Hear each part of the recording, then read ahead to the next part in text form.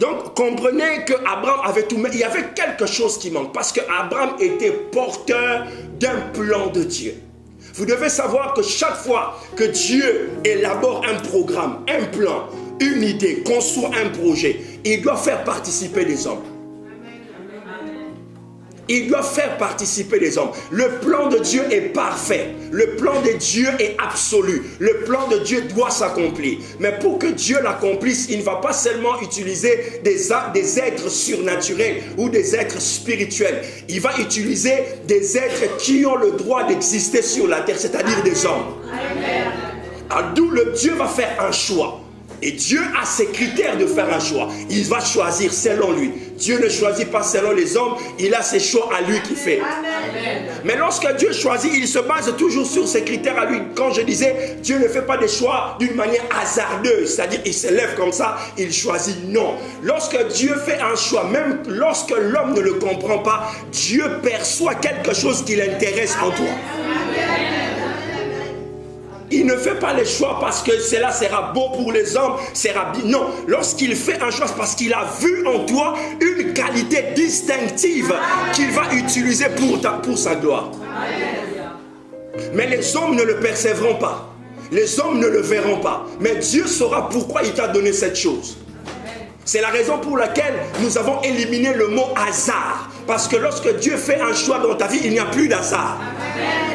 Tout ce que tu rencontres, que ce soit en mal ou en bien, cela sera utilisé pour la gloire du Seigneur. Donc Abraham avait compris et il le réalise. Même lorsque l'âge avance, même lorsque les situations se compliquent, ce que Dieu a promis, il le réalise. Je voudrais dire à une personne qui m'écoute en ce jour, qui fait confiance en Dieu pour un projet, pour une situation, une promesse, peu importe le nombre d'années qui passent, tu devrais attendre à être patient. Joseph a attendu 13 ans en prison. Abraham a attendu 25 ans avant de voir la promesse accomplie. Jésus, ça lui a pris 3 jours pour sortir du tombeau.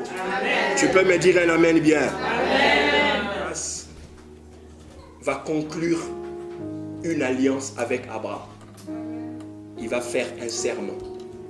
La Bible dit que Abraham le prit. Il plaça sa main sur sa cuisse et il dit: tu déclares que tu feras les choses exactement comme je te l'ai demandé. Exactement. Parce que ici, nous sommes en train de parler du futur d'Israël, de la continuité du programme. On ne fait pas entrer dans sa vie quelqu'un qui peut venir bousiller le programme de votre destin. Faites attention aux gens à qui vous faites confiance et qui entrent dans votre vie. Un conseil mal reçu, mal perçu, mal appliqué peut modifier terriblement votre destin. Une rencontre peut changer le plan de Dieu, pas changer le plan de Dieu, mais faire bouger, basculer le plan de Dieu dans votre vie. Est-ce que tu comprends de quoi je veux parler? Amen.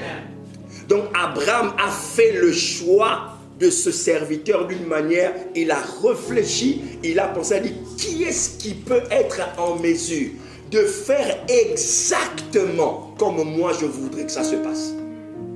Lorsque Dieu veut vous bénir, il va vous donner un plan, il va vous donner une destinée, il va vous donner quelque chose à faire ou il va vous faire introduire dans son programme.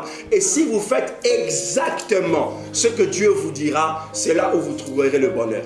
Amen.